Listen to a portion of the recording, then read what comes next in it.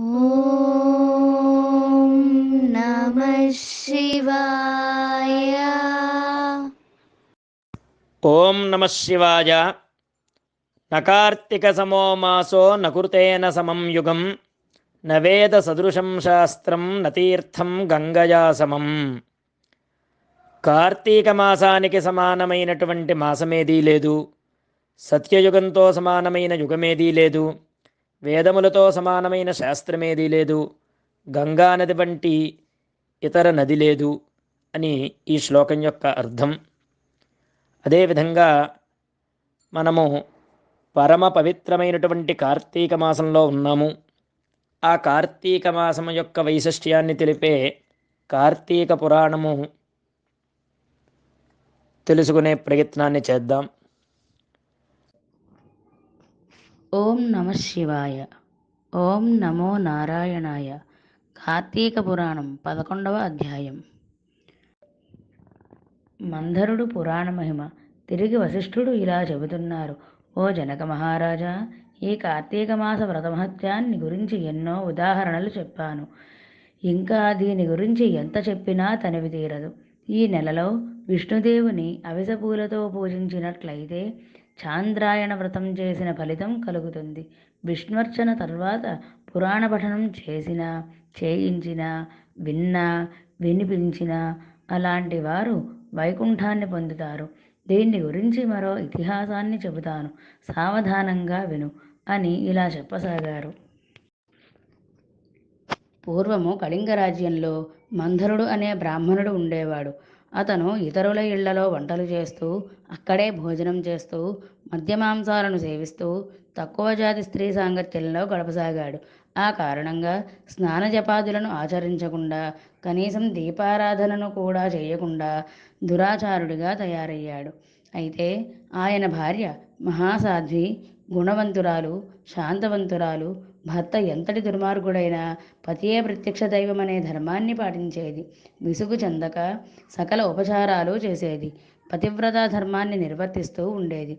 మందరుడు ఇతరుల ఇళ్లలో వంటలు చేస్తూ ఆదాయం సరిపోక వర్తకం కూడా చేసేవాడు. ఆఖరికి దానివల్ల కూడా పుట్టగడవకపోవడంతో దొంగతనాలు చేయడం ఆరంభించాడు.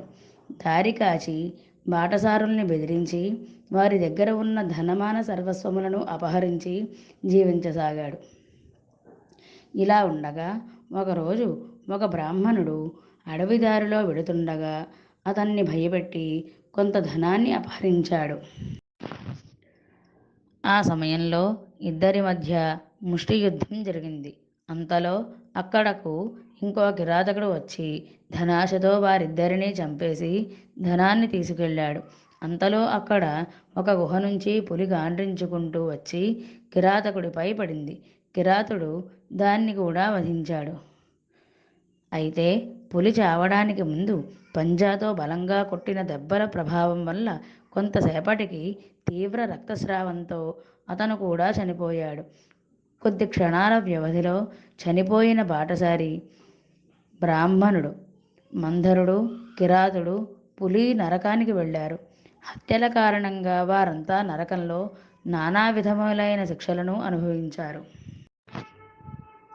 మందరుడు చనిపోయిన రోజు నుంచి అతని భార్య నిత్యం హరినామస్మరణం చేస్తూ సదాచారవర్తినిగా భర్తను తలుచుకుంటూ కాలం గడిపింది. కొన్నాళ్లకు ఆమె ఇంటికి ఒక ఋషి రాగా ఆమె గౌరవంగా అర్ఘ్యపాద్యాలను ఇచ్చి పూజించి, స్వామి, నేను దీనురాలను, నాకు భర్త కానీ సంతతి కానీ లేదు.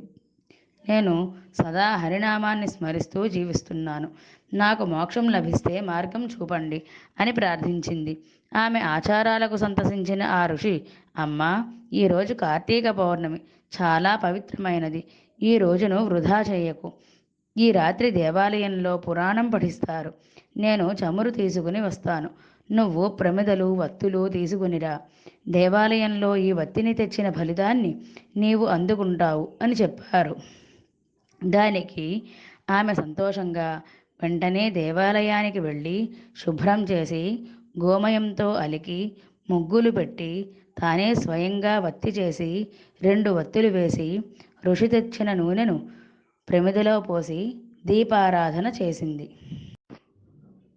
ఆ తర్వాత ఇంటికి వెళ్ళి తనకు కనిపించిన వారిని ఈరోజు ఆలయంలో జరిగే పురాణ పఠనానికి తప్పకుండా రావాలి అని ఆహ్వానించింది. ఆమె కూడా రాత్రి పురాణం విన్నది. ఆ తర్వాత కొంతకాలం విష్ణునామస్మరణతో జీవించి మరణించింది. ఆమె పుణ్యాత్మురాలవ్వడం వల్ల విష్ణుదూతలు వచ్చి విమానం ఎక్కించి వైకుంఠానికి తీసుకుని వెళ్ళారు.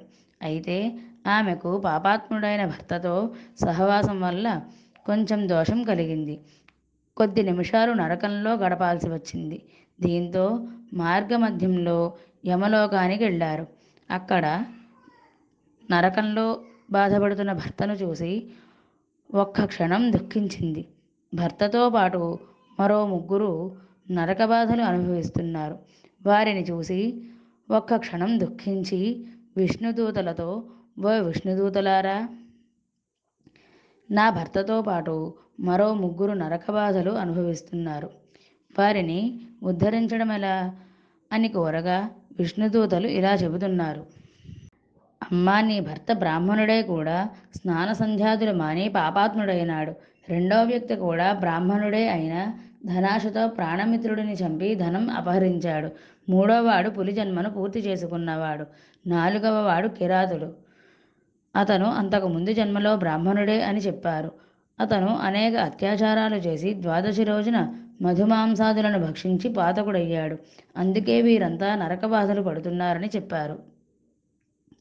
విష్ణుదూతలు చెప్పినది విని ఆమె దుఃఖించి, ఓ పుణ్యాత్ములారా, నా భర్తతో పాటు మిగతా ముగ్గురిని కూడా ఉద్ధరించే మార్గం ఉందా అని ప్రార్థించింది.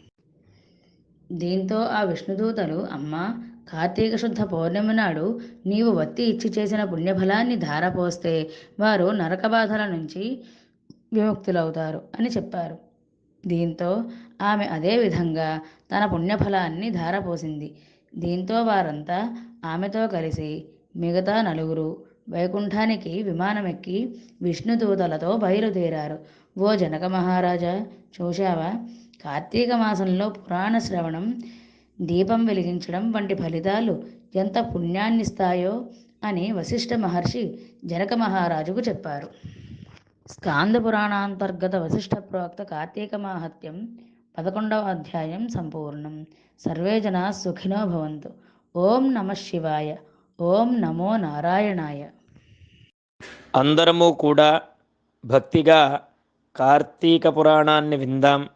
కార్తీక దామోదరుని అనుగ్రహాన్ని పొందుదాం. శుభం భూయాత్. ఓం నమః శివాయ.